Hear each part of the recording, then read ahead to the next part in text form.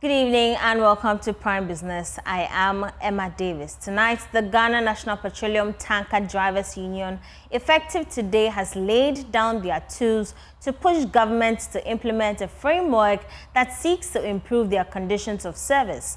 The drivers are demanding payment of the drivers and mates margin allocated to transporters within the Unified Petroleum Price Fund. The union says government has failed to address their concerns. At a media briefing in Tema, chairman of the union, George Naunu, says their push in close to 7 years is yet to bear fruit. Like to take this opportunity to emphasize that this action of our drivers is driving our desire to protect Ghana investment and jobs. And it's our wish there will be an amicable resolution to assuage our concerns. Therefore, the 2 weeks ultimatum given has elapsed. As we speak now, we are in 3rd week. Ladies and gentlemen, tanker drivers cannot wait any further. Therefore, from today, we are putting our tools down until NPA board approve the implementation of the framework.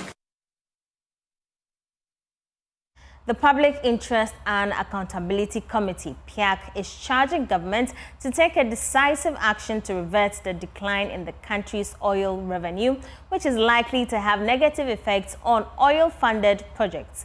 According to PIAC, petroleum production has declined for the 4th time consecutively since 2019, causing a drop in revenue. Chairperson of PIAC, Professor Elizabeth Adaifio Shandoff, told journalists at the launch of the 2023 Annual Petroleum Revenue Report that time has come for government to act in order to reverse the trend. Here's more.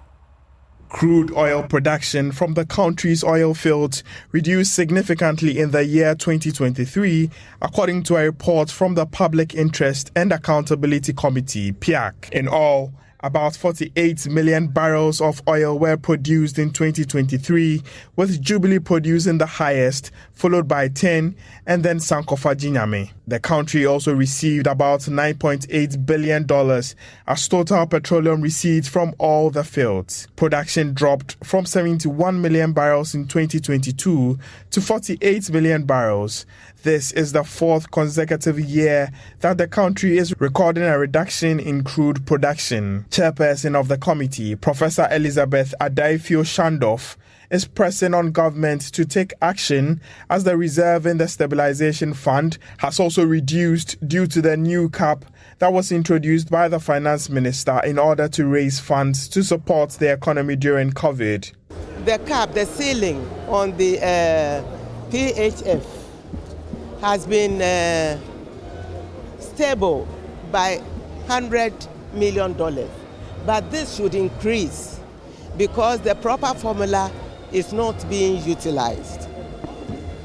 So all these findings show that the government has to be up and take certain action so that the revenue streams that we have will be revitalized to get more money and pump into our development. Speaking to Joy Business on the development, energy analyst Kwame Jantua blamed the inability of the Ghana National Petroleum Corporation to empower more local players to explore other basins that have crude oil potential across the country. We still have fields we can explore. We've only explored Tano Basin, and even the Tano Basin, have we gone into deep fields? There is deep fields, there is marginal fields, which is on the surface, and there is deep to ultra deep fields. The shallow fields, shallow to deep, deep to ultra deep and ultra deep fields. Which of the fields have we been able to produce apart from Tano? The oil basin offshore runs right through to the Keta Basin. We have Sopon, we have Accra, we have Keta, and then we have onshore. The report also revealed that Over 608 million barrels of oil have been produced since the country began commercial production. Let's talk about the cedi as the depreciation pressures on the cedi have slowed down as a result of improved foreign exchange liquidity, particularly the US dollar. This follows significant intervention by the Bank of Ghana on the markets last week, providing about $59 million on the spot market and auctioning $20 million to the bulk oil distribution companies. But Associate Professor of Finance at the Andrews University in the US, Williams Pepra, believes redenominating the cedi will consolidate the central bank's efforts and prevent a further depreciation. Recommendation is not new. It was done during President Kufuor's time. We were having a similar situation, a rapid devaluation of our currency. Redenomination of your country's currency by slashing off some zeros. In this case, by proposing 10, that's taking out 1 0. Though it may come out with some cost in terms of printing new currencies, but if you weigh that cost against the benefit of ensuring that there is restored confidence within the economy, we are able to have an economic symbolism. It also protects the perception on our exchange, on our currencies, which is really driving the depreciation of our cedi against the major international currencies. This is what is going to be able to address it. The talk of dollarization. Dollarization means that we change our currency, we accept another country's currency as a medium of exchange. The one we can use is the dollars. We don't have the dollars. So that one, we cannot implement it now. We cannot change all our government structure, and also we can also not be able to allow go to board of controls instead of having a central bank to help us with the lender of last resort option. So redenomination, in my perspective, is the way to trigger that effects change in the perception. I guess so. I guess the concern is, do we have to do it again?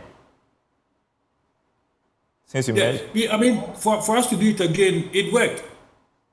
Didn't it work? In that time, we saw the benefit. It slowed down the depreciation. Indeed, if you go back to what happened, major banks in the country were going to exit from Ghana in President Kufuor's time. Standard Chartered threatened to go, Barclays Bank threatened, and when the redenomination was done, these multinational big banks stayed. Chief Executive of Ghana Investment Promotion Center, Yofi Grant, is challenging claims that the country is losing out as a preferred place for doing business. This follows the exit of some multinationals, which have cited a challenging business environment as a major factor. But Mr. Grant urges that even though some have gone out due to strategic reasons, some more firms are coming in. Well, I mean, definitely everybody wants investors in their country. And as some are leaving, there are some coming. We seem to forget that. I mean, we've more seen coming when others who are interested in this country are relocating. They are not necessarily relocating. They are probably changing their business model and relocating some parts of their businesses where they feel they are easier things. But you mentioned tax. I'm sure you are aware of the Global Tax Convention. Yeah. That now, I mean, the minimum tax you pay anywhere in the world should be 15%. So that in itself will sort of equalize where you decide to locate. But like I said, opportunity, stability, peace, rule of law are such strong pull factors that even though some may have been here for many years and are now relooking and say, okay, maybe we should move our manufacturing to X and do our logistics in Ghana because it's more advantageous to do it here. Those are all parts of the equation. But, I mean, definitely we want more investors here because in the absence of bigger revenues from taxation and borrowing, the next area you're going to look is to bring investors in because they are the ones who are going to create the businesses that are going to employ people. So it's important. It's very, very important. And now we are constantly in talks with the Ministry of Finance, constantly in talks with the Ministry of Trade to see how we can tweak the environment to make it more exciting. Bear in mind, this competition for investment is keen. There are about 196 other countries out there also looking for investment. Even the US and even China. And this talk, how is it being fast-tracked to ensure that at least things are stabilized? Because some will say that these things do not happen overnight. The assurances, the encouragement to stabilize the market. But you see, the thing about investors, they look for opportunity. So even in the direst of times, they look for opportunity. In fact, as one investor told me some time back, says, war times make the best times for investors. And I was like, what do you mean by war times? He says, when things are toughest, that's when the real tough investors get going. And if you look at the African continent, in the past, the biggest investors, although our economies were not that developed, although our economies were a bit turbulent, our investors who came to the continent were resource-seeking investors. Now, Deputy Minister of Transport Hassan Tampuli is calling on stakeholders in the aviation industry to invest more in the air safety infrastructure of the country. According to him, government's efforts need to be backed to improve safety in the sector to enhance economic growth. He was speaking at the Africa Safety and Operations Workshop.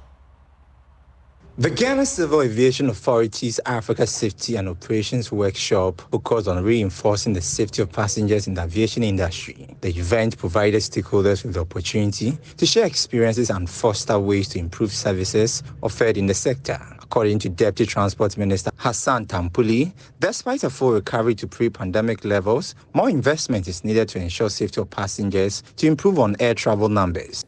Government prioritizes the safety of our airspace and has made significant investment in infrastructure, technology, and regulatory reforms over the years to improve the safety and efficiency of air travel. Our goal is to ensure that every flight, every passenger, and every crew member returns home safely. Obviously, the many economic benefits will elude the nation if we lose sight of reinforcing safety and security protocols as stipulated in particular in an ICAO Annex 17 and related standards and recommendations and recommended practices. There must therefore be a conscious effort and some amount of investment to improve the safety and security of the sector. Investment in state-of-the-art communication and surveillance equipment should be a continuous process to improve coordination and airspace safety.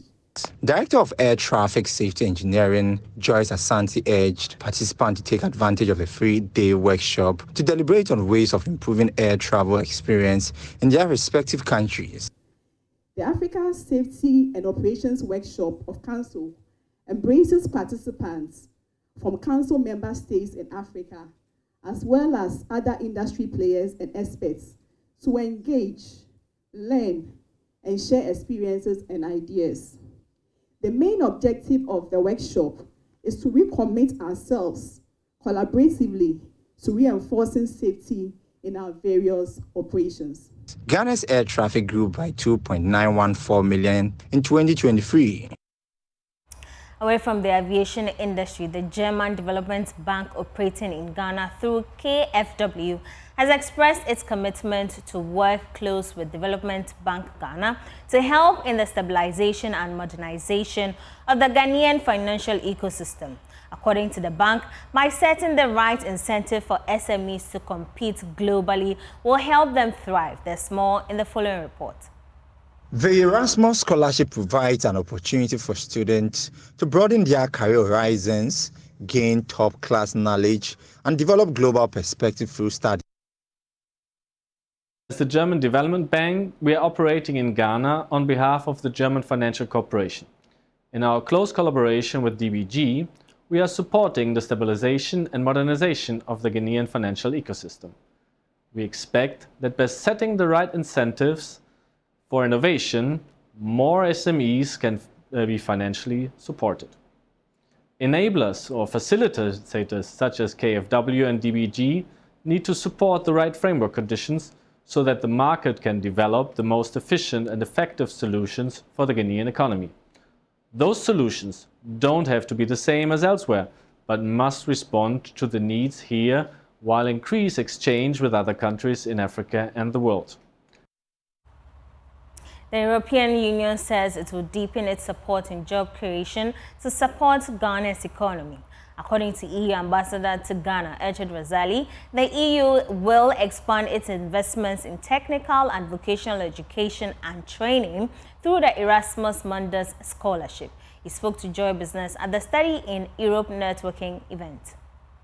It covers a wide range of disciplines, including science, technology, engineering and mathematics, humanities, social sciences, arts and business. The European Union strongly believes in the future of Ghana, strongly believes that the students of today can make a contribution tomorrow. And this is the reason why we invest so much in knowledge, in education and in training of the Ghanaian students abroad. The third message is that we believe as well in cross-cooperation between European universities and Ghanaian universities, because this time around we will invite in this meet and greet today and tomorrow more than 50 Ghanaian bodies. Over the years, Ghana has recorded an increase in the number of beneficiaries to the program. The program shapes the skills and character of beneficiaries, as well as prepare them for competitive and stimulating careers. That's how we part company tonight on Prime Business. I am Emma Davis. For more business news, do log on to myjoyonline.com and be updated. I leave you with international business. Have a good evening.